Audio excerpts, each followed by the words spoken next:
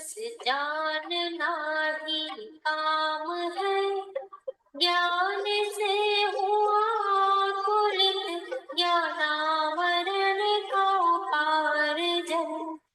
सहज होते परिणमन मुझको सुहाते नहीं। दर्श शक्ति लोकता दर्शन वरण का उपार्जन।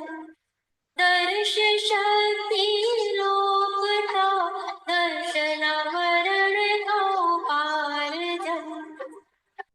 नहीं मुझको सदा मिलता महिमा स्वयं की नहीं। पर को अपना मान कर मोहनीय कर्म से जुड़ गया।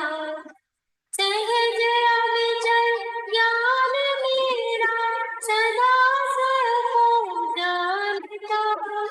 सहजता में वेग डाल अंतराय कर्म ये बन गया।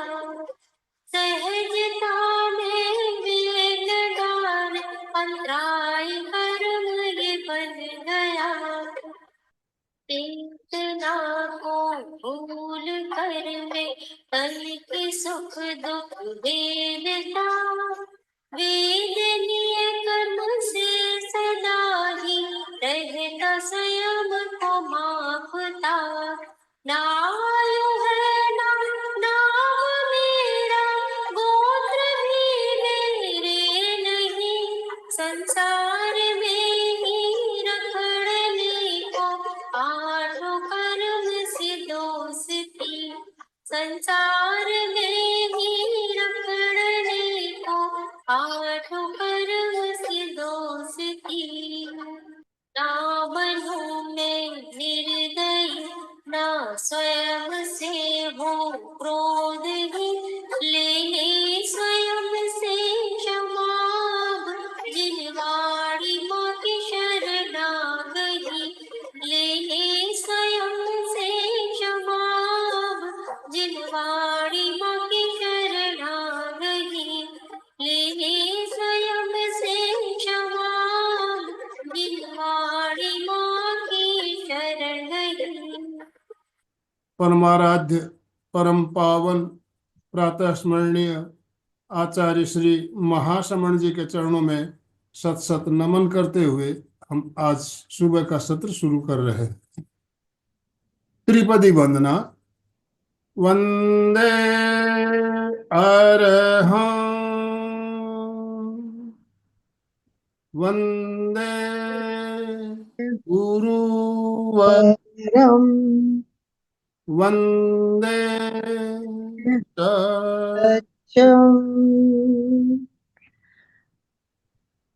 सभी साधक साधिकाओं को जय जिनेन्द्र, सुप्रभात, गुड मॉर्निंग, ओम अरहं।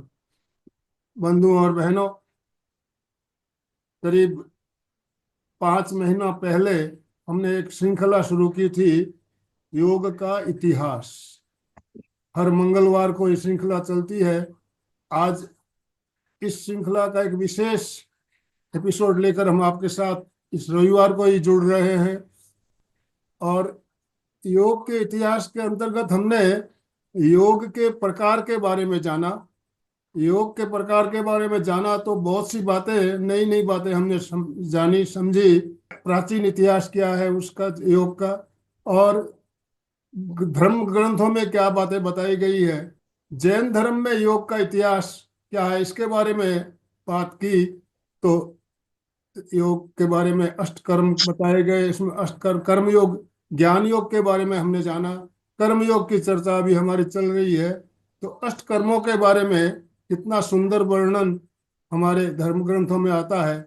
हमने अनेक कहानियों के माध्यम से इस बातों को जान रहे हैं।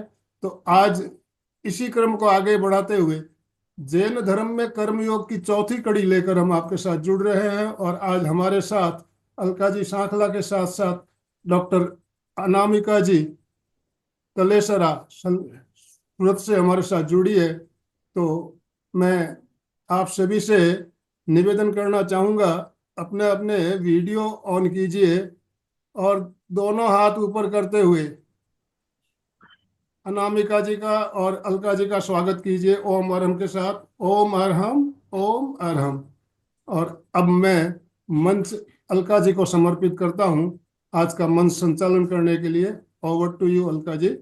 मंच स्टार्ट करने से पहले आनंद भाई जी को भी निवेदन करूंगी कि जब उनकी जब बायोडेटा आपको मिला तब आपको क्या लगा, थोड़ा आप बात कीजिए। बहुत अच्छा लगा था उनको, बोले इतना बड़ा है अलका जी, तो मैंने बोला थोड़ा सा आनंद भाई जी शुरू करें, फिर मैं आपको बता देती हूँ। चलिए। अनामिका जी के बारे में कुछ उनकी जबानी भी सुनना चाहेंगे। उनकी कर्म सबसे उनके सबसे उनका बड़ी बात है कर्मयोग, कर्मयोग की चर्चा चल रही है तो उनकी कर्मभूमि गुजरात। आपने राजस्थान जोधपुर में आपने जन्मी, ये हमने आपके बायोडाटा से जाना। और आपकी कर्मभूमि अभी गुजरात। और वैसे तो देखा जाए तो कर्मभूमि गुजरात ही नहीं, आज पूरे इंडिया लेवल पर, इंटरनेशनल लेवल पे आप काम कर रही है। तो उनके बारे में हम और आगे जानेंगे। Alka ji, over to you. जय जिनेन्द्र, गुड जय जय ओम मॉर्निंग। अरहम, ओम सब अरहम। एक बार हाथ ऊपर करे, रिलैक्स, जोर जोर से एकदम व्यवस्थित। और सब जैसे पहले, सबसे पहले आनंद भाई जी ने बताए वैसे फिर एक बार नम्र निवेदन, वीडियो ऑन कीजिए। बहुत सारे लोग जुड़े, सुधा जी, मिस्टर जैन, शोभा, कुसुम, सबके नाम तो नहीं लेंगी, सारिका। अगर आप वीडियो ऑन करेंगे तो स्माइल फेस दिखेंगे तो और वक्ता को भी मजा आता है, हम लोगों को भी अच्छा लगता है। आप जुड़े, यही बहुत बड़ी बात है, क्योंकि रविवार का दिन होता है, सब बिजी रहते हैं घर में, सुबह सुबह बहुत हलन चलन रहती है, सब छुट्टी रहती है, फिर भी आप जुड़े, इसके लिए आपका स्वागत है, धन्यवाद है। Thank you Kusum, thank you Kusum. जो भी ओपन कर रहे हैं उनके लिए बहुत बहुत बहुत धन्यवाद के साथ। आज हमारे साथ अनामिका जुड़ी है, नाम ही अनामिका है। अनामिका के बारे में मैं बताने जाऊंगी तो पूरी पूरी क्लास इसी में चली जाएगी। पर आपको पता है कि हमारा एक नियम है कि ज्यादा परिचय नहीं देना, वक्ता बोलते समय उनका परिचय हो ही जाता है। परंतु एक खास व्यक्तित्व, विशिष्ट व्यक्तित्व और बहुत प्रभावशाली व्यक्तित्व साथ में है, तो लोगों को भी पता चलना चाहिए ना कि कौन जुड़ा है और इनके पास क्या क्या ज्ञान है। ये ज्ञान का खजाना ही है अनामिका।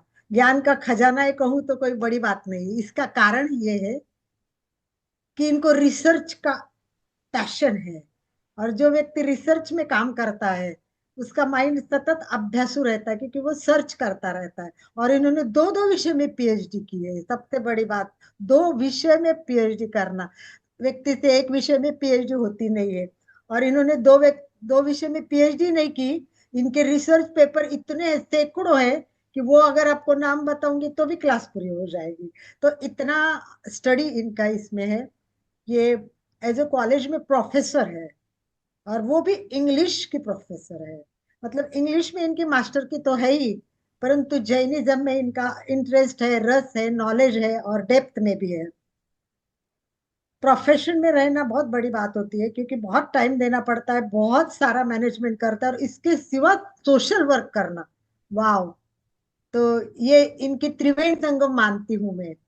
जैसे इनका क्या है, खुद का नॉलेज है एक, सेकंड है उनका रिसर्च, और तीसरा इनका जॉब। इन सारा करते हुए, सोशल वर्क करते हुए, पीएचडी करते हुए, लोगों को जागरूक करना, पर्यावरण जैसे विषय पे बात करना, जल के लिए तो इन्होंने बहुत काम किया है, क्योंकि पानी बहुत इंपॉर्टेंट विषय है। तो ऐसी हमारी जो अनामिका है, अनामिका, मुझे लगता है चार शब्द में मैं आपके बारे में कहूँ अनामिका। अ अपना खुद का एक व्यक्तित्व और ज्ञान है इनके पास। अ का मतलब अपना खुद का व्यक्तित्व और ज्ञान है इनके पास।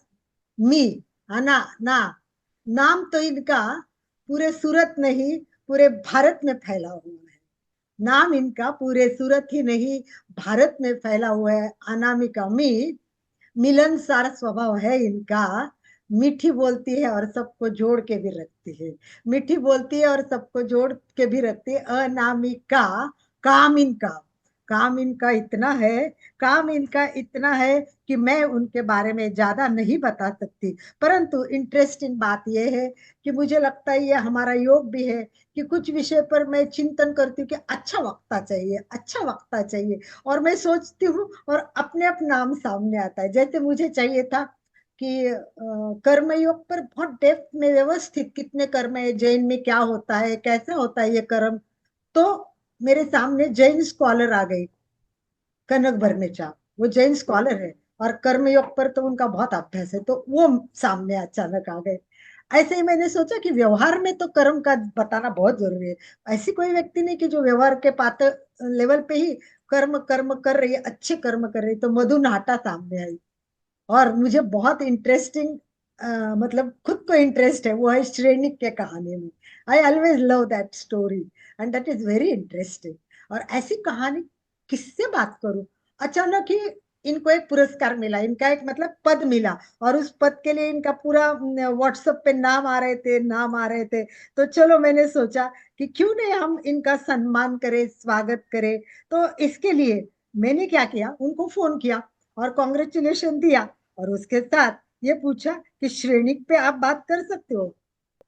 मैं सोच रही थी कि श्रेणिक की बात तो वो बोलेंगे हाँ मुझे नॉलेज है, परंतु नहीं, इन्होंने बोला साध्वी श्री जी ने इसमें पीएचडी की है और ये पीएचडी के लिए गाइडलाइन भी करती है, तो ये भी डेप्थ में गई और इन्होंने भी बहुत स्टडी किया। वाह, ऐसा वक्ता मिलना हमारे लिए बहुत बड़ी बात है। तो चलिए मैं एक बार निवेदन करूंगी कि हमारे टॉपिक के लिए इतना सुंदर वक्ता आज मिला है, तो एक बार जितने हैं वो हाथ ऊपर करके, ओ, हाथ ऊपर करेंगे और बोलेंगे ओम वेरी अरहम, ओम वेरी गुड, अरहम, ओम यस, अरहम। Very good, very good, yes. तो इस तरह के हमारे अनामिका का आज मैं सबसे पहले सम्मान करना चाहूंगी। सम्मान किस लिए करना चाहूंगी कि बहुत सारे पद अनामिका जी को मिले हैं। सूरत में कई जगह वो पदस्थ है और बहुत सारे पद इन्होंने पाए हैं। तो आज सम्मान इसलिए करना चाहूंगी कि अनामिका जी को देखिए, ये all India Shwetambar Sthanak Jain conference Delhi, Shri All India Shwetambar Sthanakvasi Jain conference नई दिल्ली, इसके राष्ट्रीय अध्यक्ष जो बने वो अतुल जैन है, और राष्ट्रीय महिला अध्यक्ष बनी है वो संतोष सुरेश जैन है, और अनामिका हमारे इस शाखा के राष्ट्रीय महिला चेयरमैन बनी है। वाह, इतने बड़े पद पे हमारी सूरत की महिला एक चेयरमैन बनी है। We are very proud of you Anamika. So doctor Anamika के लिए एक बार सभी करेंगे ओम अभिनंदन अरहम। करने के लिए ओम आरहम, ओम आरहम, ओम आरहम, सभी इन पद के लिए। और उन्होंने जो पाया है राष्ट्रीय महिला चेयरमैन मनोनीत करने के लिए हार्दिक शुभकामनाएं उनको बहुत लोग दे रहे। हम एमपी के फिटनेस केंद्र, कल्याण योग केंद्र, और इसके साथ साथ एक इंटरनेशनल संस्था भी हमसे जुड़ती है, उनके भी कुछ लोग जुड़ते हैं। सबकी तरफ से आपको बहुत बहुत बहुत अभिनंदन करते हैं अनामिका। और टॉपिक पे आते हैं हमारे आज का, हमारा जो टॉपिक है वो कर्मयोग है। कर्मयोग के बारे में हम बहुत कुछ जान चुके हैं अनामिका जी। और उसमें मेन जो है हमारे, जो आत्मा में कर्म को बांधते हैं, कर्म का बंधन करते हैं, ये चार तरह के बंधन माने जाते हैं, चार तरह के। तो पहला होता है वो सिंपल है, वेरी सिंपल, स्पष्ट, यानी वो केवल आत्मा को स्पर्श करता है निकल जाता है, इसमें भाव नहीं होते, तो वो आराम से निकल जाते हैं, तो वो स्पष्ट है। सेकंड है वो बद्ध है, ये बद्ध होता है, वो थोड़ा सा चिपक जाता है, वो ऐसे इजी नहीं निकलता है, चिपक जाता है। मतलब घर में कचरा है तो झाड़ू निकालना पड़ता है, तो ये झाड़ू निकालते हैं तो झाड़ू निकालने से नहीं निकलेगा, उसमें पोछा करना पड़ेगा। तो ये बद्ध जो कर्म है उनको निकालने के लिए थोड़ा पोछा, ज्यादा श्रम करने पड़ते हैं। तीसरा है वो निधत्त कर्म।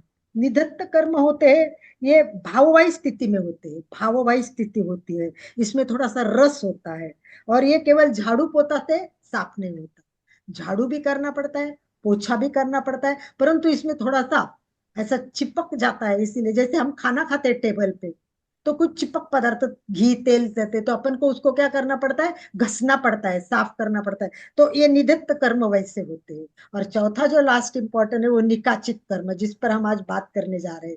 श्रेणिक ने निकाचित कर्म बांधे थे, तो ये निकाचित कर्म बहुत गाढ़े कर्म होते, बहुत ज्यादा होते, इनका क्षय करना इतना आसान नहीं होता है, बहुत कठिन होता है, क्योंकि ये स्मरण, रटन, वंदन, पूजा आदि इतने इजीली नहीं इन सारे क्रियाओं से नहीं निकलता है। बाकी कर्म कैसे कि चलो वंदना की, कीर्तन किया, थोड़े थोड़े निकल जाते हैं, परंतु ये तो भोगने पड़ते हैं। तो श्रेणी के जीवन में ऐसा क्या हुआ था, कैसे हुआ था, और ये कर्म के बारे में आप रिसर्च वाली है तो बहुत कुछ बताएंगे। इसी अपेक्षा के साथ mic hand over to the great lady, सम्मान के साथ ससम्मानित अनामिका जी। ओम डॉक्टर। अरहम, ओम अरहम। बहुत बहुत सादर धन्यवाद अलका जी। सर्वप्रथम प्रभु भगवान महावीर स्वामी के श्री चरणों में वंदन करती हूँ, नमन करती हूँ। सभी आचार्यों को नमन करती हूँ और धन्यवाद अर्पित करती हूँ एमपी के फिटनेस सेंटर, जहां पर कि हम आज रविवार के दिन आध्यात्म की एक श्रृंखला के साथ जुड़ने का प्रयास कर रहे हैं। मुझे बहुत अच्छा लगा जब ये इस तरीके का अवसर मुझे मिला। सर्वप्रथम हम अपने आसपास के वातावरण को शुद्ध करते हैं। आइए मेरे साथ सभी मिलकर कुछ एक छोटी सी वंदना, भाव वंदना अर्पण करते हैं। शिवम शुद्ध बुद्धम अरिहंत सिद्धम निज निमान मृत्यु न कर्माणि कर्ता न यागम न संगम न इच्छा न कारण चिदानंद रूपम नमो वीतरागम चिदानंद रूपम नमो वीतरागम नमो वीतरागम नमो वीतरागम। जय जिनेन्द्र। आज की इस उज्जवल प्रभात में मैं आप सभी का स्वागत और अभिनंदन करती हूँ।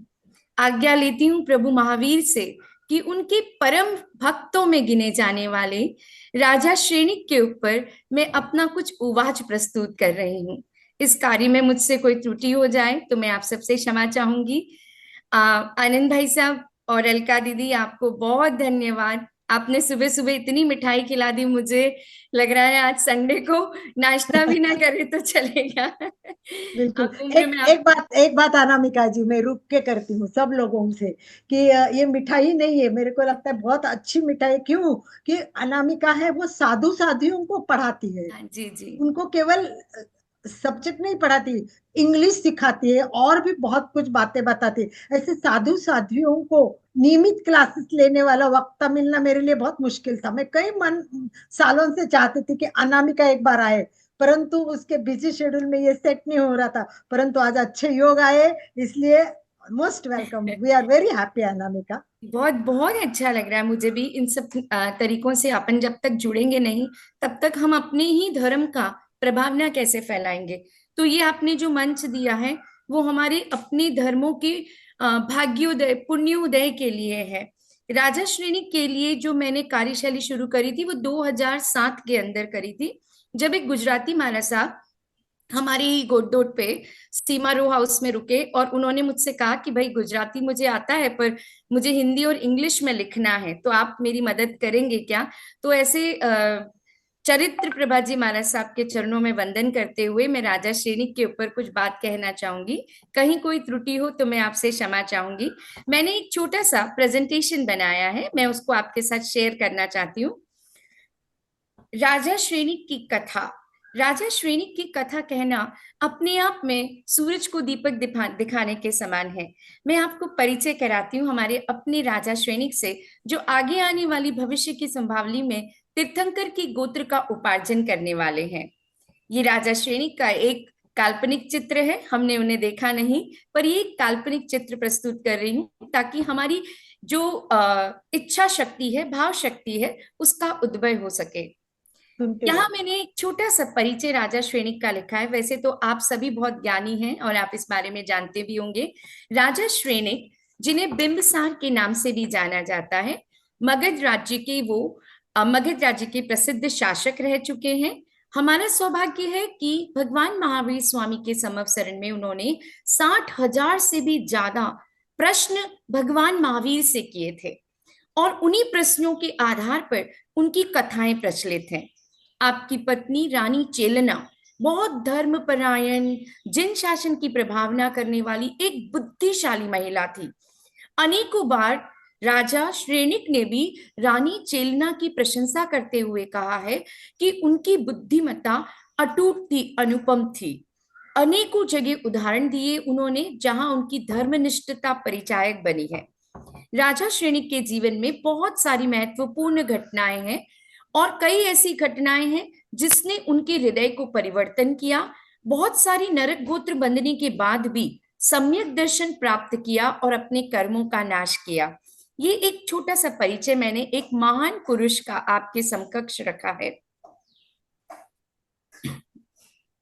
ये कुछ ऐसे दृश्य हैं जिनसे उनकी कथाएं जुड़ जाती हैं। इन कथाओं पर आज हम बात करेंगे। जैसे हमने सोचा है कि राजा श्रेणी के जीवन की महत्वपूर्ण घटनाओं में उनकी तप, धर्म और ज्ञान का बहुत महत्व रहा है, तो राजा श्रेणी के जीवन की एक महत्वपूर्ण घटना थी जो यशोधर मुनिराज के साथ जुड़ी हुई थी। एक बार शिकार करने के लिए जब वो जंगल में जा रहे थे, वहां पर उनका परिचय यशोधर मुनिराज के साथ हुआ और उस समय तक आध्यात्मिक ज्ञान और प्रेरणा से राजा श्रेणी का जुड़ाव इतना नहीं था। तो उन्होंने उस समय में क्रोधवश आकर मुनिवर के ऊपर कुत्तों को छोड़ दिया, और परंतु उन कुत्तों का प्रभाव तपस्या के ऊपर बिल्कुल न रहा। राजा श्रेणिक ने इतना गहरा हृदय परिवर्तन देखा कि मेरे विचलित करने के बाद भी मुनिराज अपने स्थान से विचलित नहीं हुए। ये किसका प्रभाव है? ये उनकी धर्म का प्रभाव, ये उनके तप का प्रभाव, ये उनकी साधना का प्रभाव, ये उनके सम्यक दर्शन का प्रभाव है। यहां से उनकी यात्रा शुरू होती है जहां वो सम्यक ज्ञान की तरफ अपने कर्मों का नाश करने के लिए आगे बढ़ जाते हैं। अब अपनी मूल कहानी पर आते हैं जो मैं आज आपके समकक्ष रखना चाहती हूँ कि किस तरीके से शिकारी कुत्तों के बीच में जब झपटा झपटी होने लगी और मुनिराज की तपचर्या के प्रभाव से उन्हें कोई कष्ट नहीं हुआ, और उन्होंने आश्चर्य स्वरूप क्या देखा कि वही कुत्ते प्रदक्षिणा करने लग गए हैं मुनिराज के तप तरफ। श्रेणी को और भी क्रोध आने लगा कि क्यों मेरी आज्ञा का पालन नहीं हो रहा है, मैं तो राजा हूं। उन्होंने क्रोधान्ध होकर मुनि के ऊपर शर लगाना शुरू कर दिया। शर अर्थात बाण का प्रहार करना शुरू कर दिया। ओह, कैसा आश्चर्य कि वो बाण उनके शरीर को भेद करके, वृक्ष को भेद करके आगे चला गया, पर मुनि को रत मात्र भी क्षति न हो पाई और ऐसा लगा जैसे सब तरफ पुष्प वर्षा हो रही है। ऐसा प्रभाव तपस्वियों का होता है, ऐसा प्रभाव साधुओं का होता है, ऐसा प्रभाव जिनके पास सम्यकत्व का ज्ञान होता है उनका होता है। श्रेणिक ने मुनि हिंसा स्वरूप तीव्र परिणामों को भोगने के कारण 7वें नरक की आयु का बंध किया और 33 सागरोपान का उनको कर्म बंधन हो गया। एक सागरोपान बहुत बड़ा होता है, एक सागर की लंबाई हम नाप लें, इनको हो गया 33 सागरों का महापाप बंद हो गया। ऐसी स्थिति के अंदर तब भी हमारी अलौकिक घटनाएं राजा श्रेणी के कठोर हृदय को कोमल सा, फूल सा बनाने में कामयाब हो पाई। मुनिराज के चरणों में पड़कर उन्होंने नमस्कार किया। यशोधर मुनिराज को श्रेणिक के हित के लिए समझाया, प्रवचन दिया, जैसे कि हर साधु संत करते हैं कि भाई जब भी कोई श्रावक हमारे पास आए, उनके पुण्यों का उपार्जन हो, उनके कर्मों का क्षय हो, निर्जरा हो, और वो अपने उपदेश और प्रवचन के माध्यम से अहिंसामयी पवित्र जिन शासन का उपदेश देते हैं। यहाँ मैं आपको एक बहुत अच्छी बात बताना चाहूंगी कि राजा श्रेणिक ने उस समय जब भगवान महावीर का काल चल रहा था, जैन धर्म नहीं, उसको जिन धर्म बोला जाता था, तो जिन धर्म का प्रभाव चल रहा था, तब राजा श्रेणिक का प्रारंभिक काल जो था वो बौद्ध भिक्षुओं से प्रभावित था। उन्होंने बौद्ध धर्म की अंगना कर रखी थी जब तक कि वो संपर्क जिन साधुओं के साथ नहीं हो पाया, और जब जिन साधुओं के साथ उनका संपर्क हुआ तब उन्होंने चरणावली शुरू कर दी अपने कर्मों की निर्जरा करने के लिए। हम देखते हैं कि किस तरीके से राजा श्रेणिक ने अपने प्रभावों को दिखाते हुए नरक की गति का नाश किया था। राजा अब बात करते हैं राजा श्रेणी के इस प्रभाव से कि किस तरह से उनके हृदय में अहिंसा के भाव जगे, कृत कर्म का पश्चाताप जगा।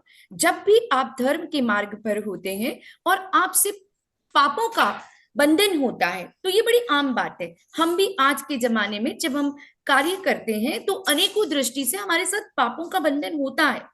तो हमने कई बार गुरु भगवंतों से पूछा है कि ये जो हमारे अनायास बंधने वाले पाप हैं, हम उनकी क्षति कैसे, क्षय कैसे किया जा सकता है, कैसे निर्जरा की जा सकती है।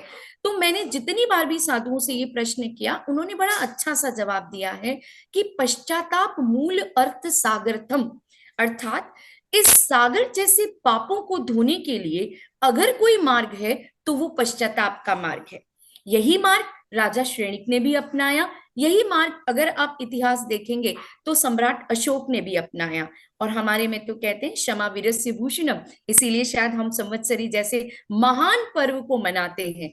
पूरी दुनिया में थैंक्स गिविंग डे होता है, वैलेंटाइन डेज होते हैं, there are many days they celebrate in a very different manner, but the only community that's a Jain community which comes out with a pious पश्चाताप साधना, जिसको कि हम कहते हैं फॉरगिविंगनेस, क्षमा याचना। तो यहाँ पर राजा श्रेणी का हृदय परिवर्तित होता है और अपनी विलक्षण प्रतिभाओं के कारण वो पश्चाताप से अपने कृत कर्म का क्षय करना चाहते हैं। उन्हें मुनिराज के उपदेश को सुनने के बाद सम्यकत्व ग्रहण किया, 7वें नरक की आयु का बंधन भी किया और उसी समय घटकर वह पहले नरक में रह गया, जहां स्थिति 84,000 वर्षों की है। और ऐसा माना जाता है कि ये भव्य पुरुष आने वाली जो बंधावलियां हैं, 84 बंधावलियां हैं, उनमें सम्यकत्व और मोक्ष क्रम की तरफ बढ़ेंगे। इसके बाद श्री श्रेणिक ने श्री चित्रगुप्त मनुराज के पास शयोपानक सम्यकत्व प्राप्त किया और अंत में भगवान वर्धमान महावीर स्वामी के द्वारा शुद्ध संस्कृत को मोक्ष का कारण बनाया और तीर्थंकर नाम प्रकृति का बंधन किया। यहाँ पर मैं आपको एक छोटी दूसरी कहानी से जोड़ना चाहती हूँ जो बहुत ही इंटरेस्टिंग है और सुनने में इतना एक गुरु और शिष्य के बीच में किस तरीके की वार्तालाप, प्रेम और कैसे एक दूसरे के बीच में भावों का आदान प्रदान होता है, मैं आपको सुनाना चाहती हूँ। कहानी बहुत बड़ी है, मैं इसको संक्षेप में आपके बीच में रखना चाहूंगी। एक बार भगवान महावीर के संवत्सरण में राजा श्रेणिक का आगमन हुआ। राजा श्रेणिक ने उनको नमस्कार करते, वंदना करने के बाद पूछा कि भगवान, मैं आपका परम भक्त माना जाता हूँ, मेरी परम भक्ति से आप मुझे बताइए कि मेरा इतना पश्चाताप करने, इतनी सम्यकत्व साधना करने, धर्म करने, तप करने के बाद भी आप मेरा भविष्य नरक में ही क्यों बता रहे हैं। भगवान महावीर अंतर्यामी थे, उन्होंने मुस्कुराते हुए राजा श्रेणिक को अपने पास बुलाया और विनम्रता पूर्वक उनको कहा कि ये आपके अपने पूर्व जन्मों के कर्मों का बंधन है। ऐसे में राजा श्रेणिक ने अपने गुरु से अपना प्रेम दर्शाते हुए पूछा, आप तो भगवान है ना? हे प्रभु, आप तो हमारे भगवान हैं, आप भक्त की रक्षा नहीं करेंगे? भगवान महावीर के मुस्कुराते स्वरूप को देखकर अपना प्रेम आगे बढ़ाते हुए राजा श्रेणिक ने दोबारा पूछा, क्या भगवान आप मुझे कोई उपाय नहीं बता सकते? आप तो मेरे भगवान हैं, मुझे नरक से बचाएं, आप उपाय बताइए, कोई तो तोड़ होगा। तो भगवान महावीर जो अंतर्यामी थे, जो देख चुके थे कि ये उपार्जन बहुत मुश्किल है, पर फिर भी अपने भक्त का मन रखने के लिए 4 उपाय बताए। पहला उपाय बताया कि तुम जाओ अपने राज्य में और अपनी दादी माँ को लेकर मेरे दर्शनार्थ आ जाओ। तो उन्होंने कहा, ये तो सरल कार्य है, मैं कर दूंगा। दूसरा कहा उन्होंने कि तुम्हारे यहाँ पर एक काम वाली रहती है जो राजकाज के सब कामों को देखती है, आप उसके पास जाओ और उसको बोलो कि वो दान दे दे। बहुत कंजूस प्रवृत्ति की थी और धन भी नहीं था, दोनों ही स्थिति में उस महिला से दान करवाना ही मुश्किल था। तीसरा, उनके वहां पर एक कसाई रहता था जो हर दिन 500 भैंसों का वध करता था। भगवान महावीर ने कहा कि हे श्रावक, एक बार एक दिन के लिए उस कसाई को तुम रोक दो और हिंसा को रोक दो, या ऐसा करना चाहो तो हम देख लेते हैं कि चौथा उपाय करके देखो। चौथा उपाय भी पूछने पर जब उन्होंने कहा कि मैं ये 3 उपाय पहले करके आता हूं, फिर आपसे चौथा उपाय पूछूंगा, और वो निकल पड़े। अपनी दादी माँ के पास गए, प्रयास करके मनाया और दर्शनार्थ उनको महलों में समवसरण के पास ले आए, महलों से निकाल करके। पर जैसे ही वो समवसरण में पहुंचती हैं, देखिए किस तरीके से कर्मों के बंधन हमें सताते हैं। कर्मों ने भगवान को नहीं छोड़ा, तो श्रेणिक को किस तरह से छोड़ पाते। वहीं जाकर जैसे समवसरण में पहुंची उनकी दादी, उन्होंने अपनी आंखों को स्वयं ही फोड़ लिया, पर दर्शन नहीं किए। पहला उपाय विफल हो गया। फिर राजा श्रेणिक दूसरे उपाय की तरफ गए। दूसरा उपाय था उनका कि भाई दान करवाना है। उन्होंने अकूट धन दे दिया कि किस तरीके से ये हमारे राजगृह में काम करने वाली महिला कुछ तो दान दे दे। पर कहते हैं दान भी बिना पुण्य के नहीं किया जा सकता है। दान से पुण्य कमाया जा सकता है, पर उस पुण्य को कमाने के लिए हमें अपने हाथों से दान करना पड़ता है। पर वो महिला सारा का सारा दान का था, खुद अपने हाथ से नहीं कर पाई। तीसरी कहानी की तरफ बढ़ते हैं, जो कसाई की है। ऐसा कसाई जो उस समय के राजकाल में तत्कालीन स्थितियों के अंदर पर हर दिन 500 भैंसों का वध किया करता था। तो राजा श्रेणिक ने मंत्रियों को बुलाया और सलाह ली कि हम क्यों ऐसा कर ले, एक ऐसा उपाय कर ले कि जितने भी इसको बंदी बना ले।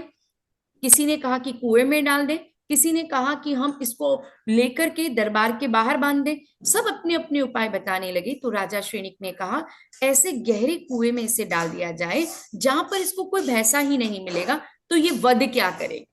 अब बहुत सूक्ष्मता के साथ हमारे जैन धर्म का जिन प्रभाव आप सुनिएगा।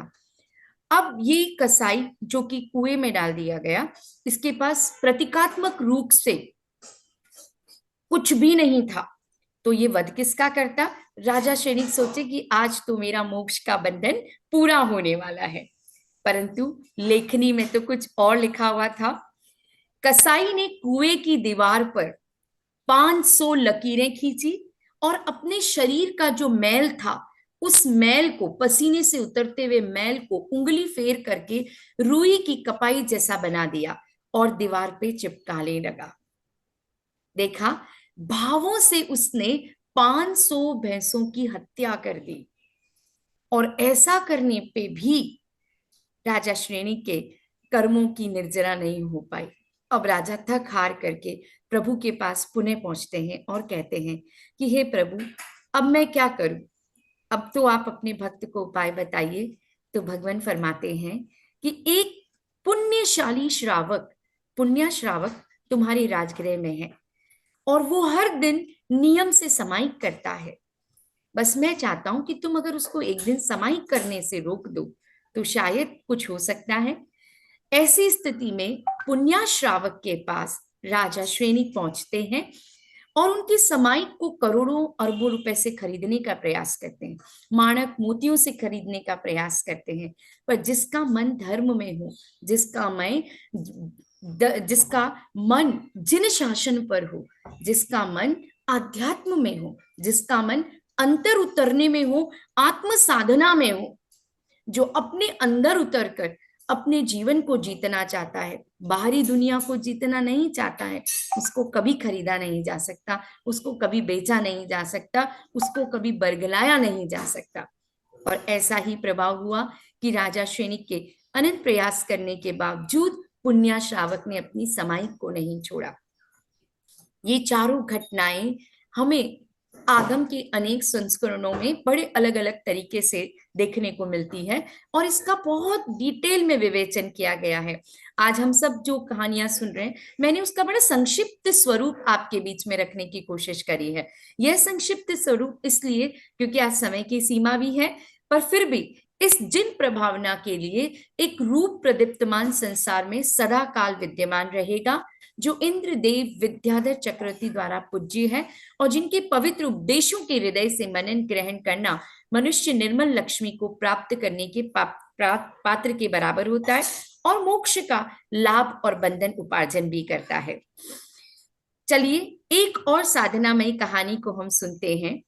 एक समय की बात है जब जैन धर्म के अनुयायी साधना और तपस्याओं के लिए जंगलों में जाया करते थे। तो उसी समय में राजा श्रेणिक भी गए और अपने साम्राज्य के शासक नहीं बनकर गहन तपस्वी बने।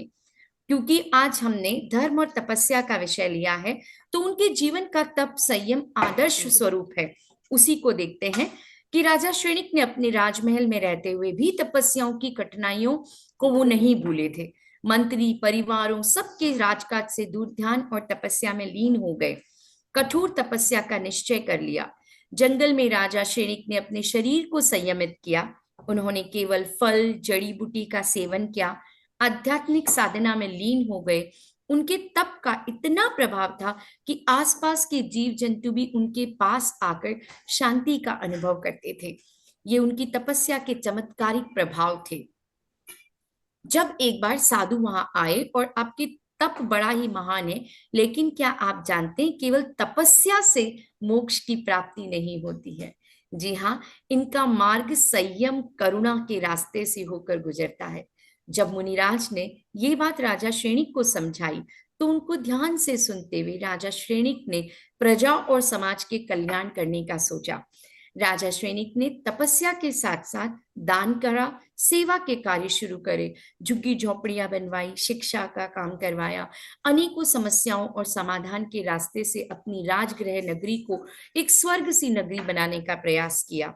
राजा श्रेणिक की तपस्या परोपकार के कारण उनका नाम पूरे क्षेत्र में गूंजने लगा।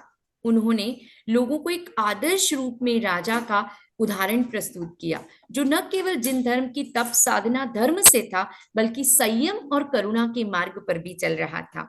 राजा ने न केवल आत्मा को शुद्ध किया, बल्कि बाहरी आत्मा के प्राकृतिक स्वरूप को भी उन्होंने खुशहाल बनाया। जीवन में असली तपस्या अंतरतम में उतरने की है। जिस दिन हम ये समझ जाएंगे, उस दिन हमारे जीवों के कल्याण के प्रति हमारी भावनाएं बदल जाएंगी। राजा श्रेणिक की कहानियां तपस्या का असली अर्थ समझाती है कि केवल कठिनाई सहन करना, शरीर को पीड़ा देना ही तपस्या नहीं है। तपस्या प्रेम करुणा संयम की त्रिवेणी है। अगर ये इसके साथ मिल जाए तो व्यवहार ज्ञान आ जाता है। वैसे तो वेदों पुराणों में कहा गया है कि व्यवहार और ज्ञान में बड़ा हमेशा ज्ञान होता है। ध्यान से सुनिएगा, वेदों पुराणों में कहा गया है कि ध्यान और व्यवहार में बड़ा हमेशा ज्ञान होता है। ज्ञान से ही मनुष्य अपना व्यवहार सर्जित करता है।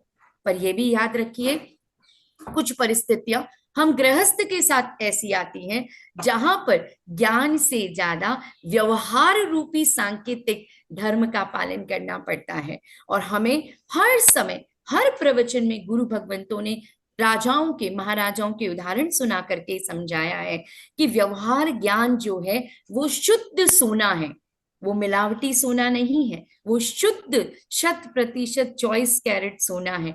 क्योंकि व्यवहारिक ज्ञान ने ही राजा श्रेणिक को भी धर्म का असली महत्व समझाया। उनकी तपस्या ने उनको मोक्ष का रास्ता दिखाया, पर उस रास्ते की जितनी अड़चने थी उनको उन्होंने अपने सम्यक्त व्यवहारिक ज्ञान के बल पर जीता था। और यही कारण है कि आगे आने वाली संभावनी में ऐसा कहा जा रहा है कि हमारे राजा श्रेणिक जो हैं वो क्या करेंगे, स्वर्ग की तरफ रास्ता करेंगे, मोक्षगामी और सिद्ध गति की तरफ जाएंगे। आइए कुछ चित्रावली से उनके आलोक्य के बारे में सुनते हैं। सर्वप्रथम मैंने आपको राजा श्रेणिक का जो उदाहरण बताया, ये वो दृश्य है जहां पर अपने शर से मुनि के शरीर को भेदने का प्रयास किया, पर उसमें भी रत्ती मात्र उस मुनि को दर्द ना हुआ। उसका कारण एक ही था, उसका रीजन एक ही था। When you attain the mokshas, when you attain the way of getting the right spiritualism, right, the physical pressure or the physical pain is nothing. When you come out with those ideologies of भगवान महावीरा, आपको कोई दर्द अनुभव नहीं होगा, क्योंकि आपका शरीर उन सब से ऊपर उठ चुका होता है। यहाँ ये सदुपदेश सुनते हुए कि किस तरह से तपस्या के साथ मैं संयम और करुणा का भाव प्रकट करूं, यहाँ पे गुरु भगवंतों का आशीर्वाद लेते हुए ये जो दृश्य है, ये आपके पिता ने आपको जब राजा घोषित कर दिया कि राजा श्रेणिक अब राजकुमार नहीं आने वाले राजा बन जाएंगे, तो अपने दूसरे भाइयों के साथ आहार करने के लिए वो पंडाल में बैठे हुए थे। और जब वो पंडाल में बैठे तो किसी ने ऐसी चालाकी और षड्यंत्र किया कि जंगली कुत्तों को वहां छोड़ दिया, और जंगली कुत्ते भोजन के व्यंजनों की खुशबू के ऊपर टूट पड़े। तो सभी राजकुमार वहां से भागने का प्रयास करे, पर ऐसे में दया दिखाते हुए राजा श्रेणिक ने जीव मात्र पर दया रखो करते हुए उन कुत्तों को भोजन परोसा और थोड़ा सा आहार लेकर दूर जाकर बैठ गए। और इस घटना से धीरे धीरे राजा के मन में आया कि क्या ये जीवों के प्रति भी अपना भाव रखता है। ये अनेक गुणों में से एक गुण थे। आप न्यायप्रियता में प्रमुख गिने जाते थे, आप धर्मावलंबियों को संरक्षण देने में प्रमुख गिने जाते थे, आपने करुणा संयम से अनेकों लोगों की भलाई करने का प्रयास किया है। ये दृश्य जो कहानियों में मैंने आपके बीच देखा, यहाँ पर जब हम राजा श्रेणिक का उल्लेख करते हैं तो हमें कभी भी रानी चेलेना को नहीं भूलना चाहिए। आपके पुत्र ने और आपने ऐसी अनेकों कहानियों के माध्यम से धर्म प्रभावना करने का प्रयास किया है, जहां पर हमने देखा है कि उन्होंने अपनी बुद्धिमत्ता का परिचय दिया है। एक बार ऐसा समय था कि रानी चेलेना ने पाखंडी साधुओं को सबके बीच में यह बताकर कि आप धर्म प्रभावना नहीं कर रहे हैं, धर्म को पाखंड बना रहे हैं, और सभी को आदेश दिलवाया राजा से कि ये जो धर्म प्रभावना होगी वो जिन धर्म की होगी। उन्होंने अनेकों धर्मों में मच रहे पाखंड को खत्म करने का प्रयास किया, और इस कार्य को जानकारी देने वाली जो कोई थी राजा श्रेणी को, तो वो रानी चेलेना थी। इस तरीके के सदुपदेश उस समय की जिन शासन प्रभावना में अनेकों गुना आगे बढ़ते थे। ये ऐसी कहानियां हैं जहां पर कि हमें राजा श्रेणिक के जीवन से, यह सर्प का भी एक कहानी बहुत अच्छी है, कभी हमें मौका मिलेगा तो हम ये जरूर दोबारा सुनेंगे, जिसमें किस तरह से साधु को प्रताड़ना देने का प्रयास किया जाता है, पर साधु अपने सम्यकत्व ज्ञान का धनी होकर के उन सब उपार्जनों से दूर होकर कर्म निर्जरा करने में मगन रहता है। उसको बाहरी आलंबन आश्रव भी नहीं बन पाते हैं, क्योंकि उन्होंने अपनी अंतरात्मा की आत्मिक शुद्धि के लिए जीवन को खपा दिया होता है। शायद इसीलिए हमारे अपने आचार्यों को हम नमन करते हैं, जो कि अंतर आत्मा की साधना में तल्लीन है। ये वो कहानियां थी जिनके बारे में आज हमने चर्चा करी, उनके तप, धर्म और ज्ञान को समझने का प्रयास किया। आइए अब प्रश्न उत्तर की तरफ चलते हैं, और मैं आमंत्रित करती हूँ अलका दीदी को कि आए हमसे कुछ ऐसे प्रश्न उत्तर भी करें जिससे हमें आज की इस कार्यवाही के अंदर कुछ और जानकारी मिलने का अच्छा प्रयास मिल सके। हमारे साथ जो जुड़े हैं अनामिका जी बहुत नॉलेज वाले हैं। कभी कभी वक्ता जब एखादा पॉइंट भूल जाते हैं ना, तो हमारे श्रोता तुरंत बोलते हैं आपने ये पॉइंट नहीं बताया आज, ये भूल जी गए, जी जी। ये गलती हो गई तो भी बताएंगे, ये ऐसा नहीं होता है, थोड़ा सा ऐसा होता है। और इसमें संगीता जी झवर कुछ पूछ रहे हैं, शायद हाँ, हाथ इसमें जैन भी है और अजैन भी है। संगीता जौहर ये हमारी रोज की है, डेली है, जितना भी अच्छी। बताते हैं वो अजैन है, और जुड़ती है, और जो भी प्रयोग बताते हैं सभी प्रयोग करते हैं, और हर लेक्चर ध्यान से सुनते हैं। कुछ लोग यहाँ बैठे हुए हैं जैसे चंदा जी चोपड़ा है वगैरह, सब लिखते डेली क्लासेस में, नोट्स भी निकालते हैं। हाँ तो जी जी। पहले हम क्वेश्चन जानेंगे संगीता जी से। संगीता हाँ। जी को अनम्यूट। नमस्ते। नमस्ते मैम। Yes ma'am, yes. दादी जी ने क्यों आंख फोड़ ली थी अपनी? दादी जी ने आंख इसलिए फोड़ी थी क्योंकि उन्होंने जिस समय जो उस समय भगवान महावीर का काल चल रहा था, तब अपना जिन धर्म का प्रभाव सब तरफ फैल रहा था, पर उससे भी ज्यादा वहां पर बौद्ध भिक्षुओं का प्रभाव था।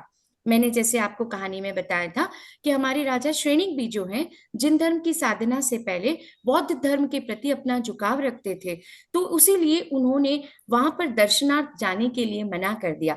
और ये हमारे जैन धर्म कहते हैं कि किसी का दर्शन करना भी आपके लिए संभव नहीं है जब तक कि आपके कर्मों में वो न लिखा हो। राइट। हम किसी काम को अच्छा करना भी चाहते हैं तो वो काम हम तब तक नहीं कर सकते हैं जब तक हमारे लिए उस पुण्य दर्शन का लाभ लिखा न हो। तो दादी जी का ये व्यवहार, भगवान महावीर अंतर्यामी थे, उन्हें पता था, और उन्हें ये भी पता था कि राजा श्रेणिक अपनी नरक गति का जब तक भोग पूरा नहीं कर लेंगे तब तक वो मोक्षगामी बन ही नहीं सकते हैं। तो उन्होंने ऐसे उपाय बताए कि वो कोशिश करके आए और अपने भक्त का मन रखने का कोशिश किया। मैम, और एक प्रश्न है, राजा शोनिक था, वो जो कुत्ते के पास था वो कौन था? राजा जो श्रेणिक के जीवन में दो कहानियां हुई हैं जो कुत्तों से रिलेट करती हैं। एक बार जो वो जब राजकुमार अवस्था में थे और राजकुमारों के साथ गए और कुत्तों की उनके ऊपर झपटा झपटी होने लगी, और दूसरी कहानी जो राजा श्रेणिक के साथ बताई जाती है, जब हिंसा हो रही थी वहां पर उस हिंसा को रोकने के लिए प्रतीकात्मक स्वरूप में उन्होंने वहां पर प्रार्थना साधना ध्यान कर रहे थे और कुत्तों का आगमन हुआ और वो कुत्ते उन्होंने मुनिराज के ऊपर छुड़वा दिए, क्योंकि तब तक वो एक शिकारी वेश में राजा का स्वरूप थे। जब तक उनको सम्यकत्व ज्ञान नहीं हुआ था कि मैं किसी मुनि को परेशान न करूं, मुनि अपनी साधना में तल्लीन थे।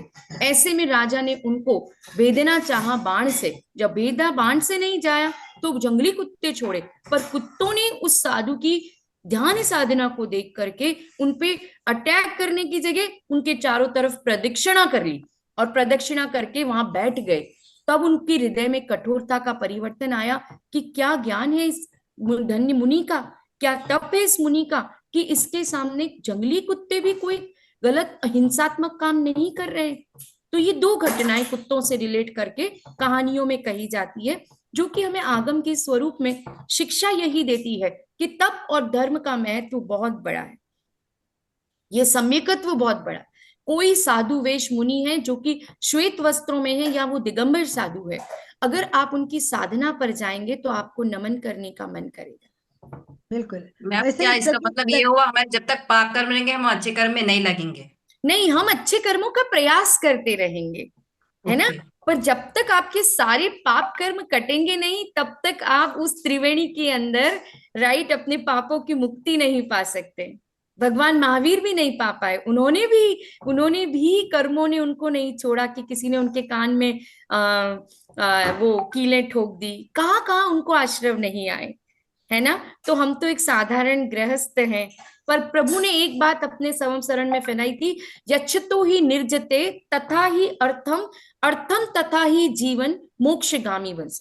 मतलब ये एक ऐसी संस्कृत श्लोक है जिसमें ये कहता है कि आपको निरंतर प्रयास करना पड़ेगा। ये कोई एक दिन की तपस्या, वर्षों की तपस्या ये नहीं है, ये आपके कर्मों के क्षय के लिए हर समय आपको सचेत रहना पड़ेगा। न जाने किन कर्मों का अपने ऊपर प्रभाव होता है कि जो हम 84 लाख योनियों में भटकते रहते हैं। मैम हम मच्छरों को भी मारे बगैर नहीं रह सकते, वो पाप है पता है, फिर भी हम हमारे को काटते हैं तो हम मारने लग जाते हैं, तो उससे हमें कैसे अपने आप को संयम इसमें में रखें? इसमें एक चीज मैं आपको बताना चाहूंगी कि आपके द्वारा अगर अनजाने में कोई कर्म बंधन होता है तो उनके लिए अलग गोत्र बनते हैं। आप जान के कोई करते हो तो आपके अलग गोत्रों का उपार्जन होता है। कर्मों का जो आपका बंधन हो रहा है वो अलग अलग होते हैं। कुछ कर्म बंधन ऐसे होते हैं जो धर्म से, तप से, साधना से, तपस्या से, भक्ति से, भावों से, बहुत उपाय हैं जिन धर्म के अंदर जिनसे आप अपने कर्मों की निर्जरा कर सकते हैं। केवल समाहिक कर लेने से, बैठ जाने से, माला फेर लेने से, या आप किसी भी तरीके के पाखंडी उपायों को करने की कोशिश करेंगे तो जैन धर्म में उनके लिए कोई जगह नहीं है। जब तक मन से आपके भाव शुद्ध नहीं होंगे आपके पापों का कभी निर्जरा नहीं होगी। आपने मारा है मच्छर, पर आप मन में भाव पश्चाताप का तो रख सकते हैं कि प्रभु मुझसे गलती हुई, मैं पश्चाताप भी करना चाहती हूँ। तो मैंने आपको बताया कि हमारा जिन धर्म जो है बड़ा लचीला धर्म है, उसने सरलता सिखाई है कि भावों से निर्जरा कर लो, है ना। पाप तो होंगे क्योंकि दिन रात हम जिस नगरी में बैठे, हम कमाने भी जाते हैं, हम ऑफिस भी जाते हैं, हम घर भी संभालते हैं, संबंधों में भी बंधे हुए हैं, पता नहीं कब किसको मन हमारे बोलने से, हमारी वाणी से दुखी हो जाए। पर अगर इसीलिए तो हमारा प्रतिक्रमण बना है मैम, सुबह उठ करके समय ना मिले तो भाव प्रतिक्रमण कर लीजिए। शाम का कम से कम थोड़ा समय निकाल के अगर आप प्रतिक्रमण की जैसी चीज समझ गए तो आपने जैन धर्म समझ लिया। एक दिन का नहीं है हमारा कि हमने संवत्सरी में पर्युषण में कर लिया, प्रतिक्रमण तिथियों पे कर लिया, आज 8 में 5 में 11 से कर लिया, ऐसे प्रतिक्रमण नहीं। क्या होता है? प्रतिक्रमण मीन्स? प्रतिक्रमण अलका जी एक पूरा प्रोग्राम रखेंगे हम प्रतिक्रमण के ऊपर, क्योंकि 5 मिनट में या 2 मिनट में प्रतिक्रमण बिल्कुल। नहीं समझाया जा सकता है। अब एग्जैक्टली मैं आपको समझाती हूँ संगीता जी। प्रतिक्रमण अर्थात अपने द्वारा किए गए कर्मों के लिए हम क्षमा याचना मांगते हैं, और वो हम कितने जितने जीव हैं, केंद्रीय, बेंदी, तेंदी, चौंदी, पंचेंद्रिय, सब जीवों से मांगते हैं, सजीव से, अजीव से, सब से मांगते हैं। और ये हमारे जैन धर्म की एक क्रिया होती है, राइट, जो हम गृहस्थों के लिए है। क्योंकि साधु तो समाइक में रहते ही हैं, पर हम हर समय समाइक नहीं कर सकते। तो मैं चाहती हूँ कि अगर आज हमें राजा श्रेणी का अध्याय समझना है तो हमें भाव प्रतिक्रमण की प्रतिज्ञा लेनी चाहिए। आनंद भाव, मैं सही कह रही हूँ? यस यस, बिल्कुल सही। ये कक्षा जो आज हमने ली है वो अनामिका के लिए कुछ भी नहीं है, पर ये कक्षा हमारे लिए, सबके लिए उपयोगी होनी चाहिए कि 15 मिनट का भाव प्रतिक्रमण हम लोग एक प्रतिज्ञा स्वरूप ले ले, तो हो सकता है शायद कुछ कर्मों का बिल्कुल अनामिका, निर्जना। हमारे पास एक ऐसी गीतिका है, बस 5 मिनट की गीतिका है, और उस गीतिका में जितने भी क्षमा याचना करनी है वो सब कुछ एक एक पैराग्राफ में दिया है कि इस जन्म में, पिछले जन्म में जो भी कोई ये भूल बहुत, की है, हमारे में भी दीदी वो इसका भी बहुत एक, महत्व है। वही भाव भाव प्रतिक्रमण पर एक हम क्लास रखेंगे हाँ पक्का। अशोक जी, जी, अशोक जी बात थैंक यू करेंगे। So much ma'am, thank you so much. आपकी थैंक यू, वॉइस बहुत स्वीट है मैम। Thank you. मैं अशोक, जाते जाते अपना अध्याय कंप्लीट करना चाहती हूँ, उसके बाद में अगर कोई पूछना चाहे तो ठीक है। एक 2 मिनट की लाइन है जो हम सब आज प्रतिक्रमण स्वरूप बोलेंगे। अगर समझ में आए तो मेरे साथ उद्घोष करेंगे। है प्रार्थना गुरुदेव से, ये स्वर्ग सम संसार हो, अति उच्चतम जीवन बने, परमार्थमय व्यवहार हो, ना हम रहे अपने लिए, हमको सभी से कर्ज हो, गुरुदेव ये आशीष दे, जो सोचने का फर्ज हो, छोटे न हो हम बुद्धि से, हो विश्वमय से ईशमय, वाह, हो क्या बात, राममय और बहुत बढ़िया। कृष्णमय, जगदीश में जगदीश में, हर इंद्रियों पर ताव कर, तन मन हमारा सर्वदा, वाह, आध्यात्म की शक्ति हमें पल भी नहीं कर दे जुदा, इस अमर आत्मा का हमें हर श्वास भर में गम रहे। ये अंतिम पद है, हम सभी मन में रखें इस भाव को। गर मौत भी आ गई, सुख दुख हमसे सम रहे, हे जिनेश्वर हमें सद्बुद्धि दे। जय ओम नमः। जिनेन्द्र। अशोक अब जी, पूछिए अगर कुछ पूछना चाहे। अशोक जी, जो कुछ भी पाप हुआ 2 लाइन बोल दीजिए, हम भी एक लाइन बता देंगे, आपको भी बहुत अच्छी लगेगी। अशोक जी आप बताइए, जो कुछ पाप हुआ के मुझसे। बारे में, हाँ, एक श्रेणी राजा के बारे में बात करना चाह रहा था। जैसे अपने आइडियल है भगवान महावीर आदिनाथ, तो वो तीर्थंकर थे। राजा श्रेणिक ने पश्चाताप, तपस्या और साधना से, सम्यक ज्ञान दर्शन से उन्होंने भी तीर्थंकर नामकरण गोत्र का बंधन किया, और अभी भविष्य में वो भी तीर्थंकर होंगे। शरणम लेता हूँ भगवान आपकी साक्षी से, मिच्छामि दुक्कडम लेता हूँ गुरुदेव आपकी साक्षी से, मिच्छामि दुक्कडम लेता हूँ अपनी आत्मा की साक्षी से, मिच्छामि दुक्कडम लेता हूँ। एक पद्य है। जो कुछ कहाँ भी कहाँ पर मैंने जन्म लिया, कहाँ कहाँ पर कैसे मरण किया, है अता पता कुछ भी न कहीं, मिच्छामि दुक्कडम लेता हूँ। सम्यक ज्ञान दर्शन पे, सम्यक दर्शन सम्यक ज्ञान चरण का, कभी नहीं आचरण किया, भटका मिथ्यात्व मोह में जो, मिच्छामि दुक्कडम लेता हूँ भगवान आपकी साक्षी से, मिच्छामि दुक्कडम लेता हूँ। यस, थैंक यू अशोक जी। और कोई किसी को पूछना है या अपना फीडबैक के लिए भी आप बात कर सकते हैं। चंदा जी चोपड़ा, बोलिए। सभी से जय जिनेन्द्र। बहुत सुंदर सेशन रहा, बहुत ही सुंदर। वास्तव में मतलब कुछ बोल नहीं सकते, इसके लिए बहुत सुंदर था, बहुत अच्छा लगा। और जो इनकी नॉलेज है बहुत ही अच्छी है, बहुत अच्छे से आपने बहुत अच्छे से समझाया है।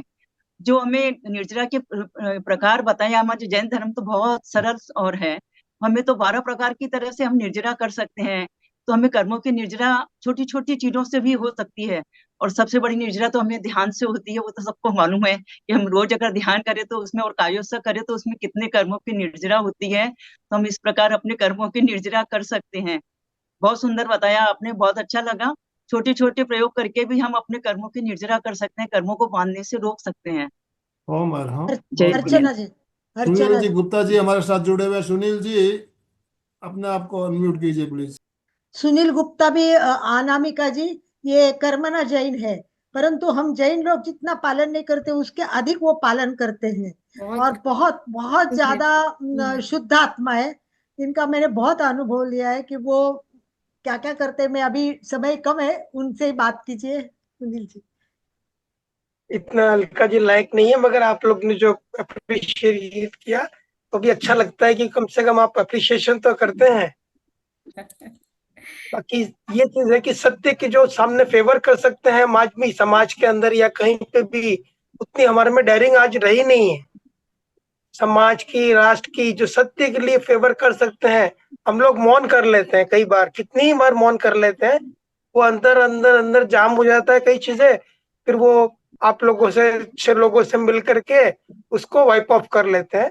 बाकी हम सत्य की फेवर करने चाहते भी हैं, और कितने लोग तो दिखते हैं मगर फेवर हम कर नहीं पाते। इतनी हमारे में डेयरिंग ही नहीं रही है आजकल तो, राष्ट्र के प्रति भी, चीज के प्रति भी, समाज के प्रति भी।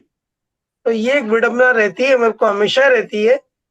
ठीक है, आप लोग अच्छे हैं, अलका जी वगैरह सबसे मिलकर थैंक के यू, हम लोग अपने आप को ओम फ्रेश कर अरहम। लेते हैं माइंड को। थैंक यू, ये थैंक यू बात सुनील जी। अर्चना जी, अर्चना जी अर्चना जी भी हमारे साथ जुड़ी हुई है। अर्चना जी हमारे साथ रोज जुड़ती है। जैनेतर अर्चना भी जैन नहीं है, पर बहुत अच्छी तरह सब बातों को अपनाती है। बहुत बहुत सुंदर मैडम, इतना अच्छा मुझे लगा कहानी के माध्यम से बताया मैडम ने, और मुझे तो बहुत आनंद हुआ, इतना बता नहीं सकती। मैं इतनी कहानी अच्छी बताई, और कर्मों का कैसा करते हैं ये ज्यादा नहीं समझा, लेकिन वो कहानी के माध्यम से तो बहुत अच्छा लगा। Thank you very much, thank you. Thank you so much दीदी। चंदू जी बोलिए। नमस्ते जय जिनेन्द्र सर। मैं तो अभी भूल गई थी, अटेंड नहीं किया, लेकिन अब भी याद आया थोड़े पहले, तो मैं कहा चलो अनामिका का सुन लेती, तो वापस रिकॉर्डिंग सुनूंगी। तो वास्तव में जो अपन कर्म बांधते हैं, छोटी छोटी बातों को दूसरे को बोल के कैसे, तो किस तरह से उसको हमको छोड़ना है, तो वापस अनामिका जी का ये सुनूंगी वीडियो और कोशिश करूंगी। बहुत अच्छा अनामिका जी। थैंक यू सो मच दीदी, थैंक यू। ओम चलिए अरहम। आनंद भाई जी, अपन एंड की ओर चलते हैं। तो हम लोग ये सीरियल चालू रखेंगे। मंगलवार को हम जानेंगे कि लोगस्थ में किस तरह कर्म जो काटने हैं सबको, तो उसके उपाय कैसे दिए हैं।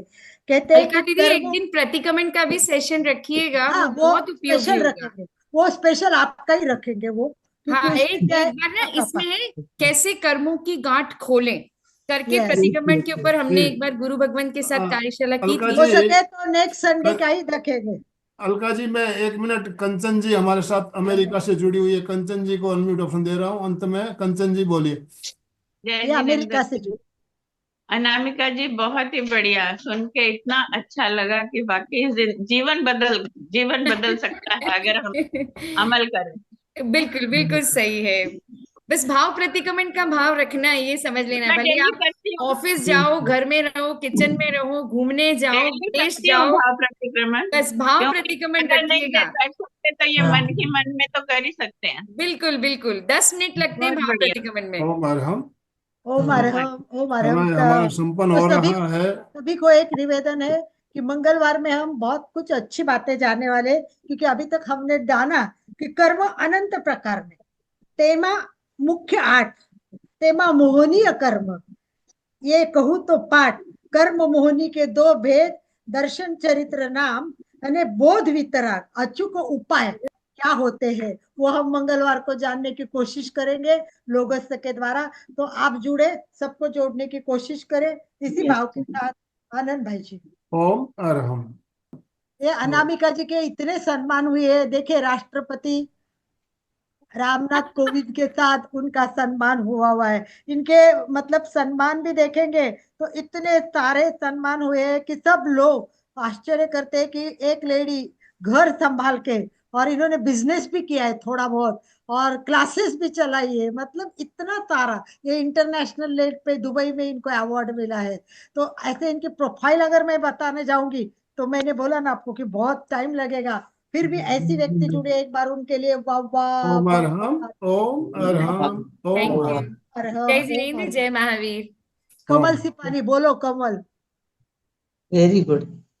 कोमल बोलना है, कोमल बेला जी, बेद बोलना है, बेला बेद, कोमल सिपाही मैसेज लिख रहे हैं तो बोलना है तो बात कर सकते हैं। जय जिनेंद्र अनामिका जी, बहुत ही सुंदर, आपकी इतनी प्यारी और मधुर आवाज में, और आपकी बताने की शैली इतनी अच्छी थी कि एक एक बात दिल के अंतर मन तक उतर गई। बहुत ही अच्छा लगा। Yes, yes, yes. बहुत धन्यवाद। Thank you so much. Sangeeta ji answer लिया, अनम्यूट कीजिए, अनम्यूट ऑप्शन दिया है।